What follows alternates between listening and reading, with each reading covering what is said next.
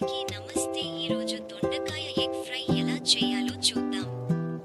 Stove మీద pan పెట్టి 2 స్పూన్ల నూనె వేయండి.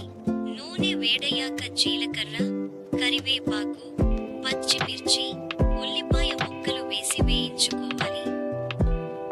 ఇప్పుడు ఉప్పు, పసుపు, అల్లం వెల్లుల్లి పేస్ట్ వేసి పచ్చి వాసన పోయే వరకు వేయించాలి.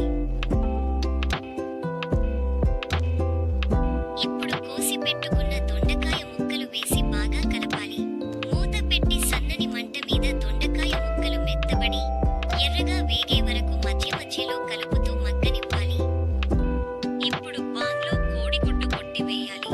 1 నిమిషం పాటు కదపకుండా ఉంచి ఆపై గుడ్డును చిన్న చిన్న ముక్కలుగా చేస్తూ దొండకాయ ముక్కలతో కలిపి వేయించాలి. ఇప్పుడు కారం, గరం మసాలా వేసి వేయించుకోవాలి.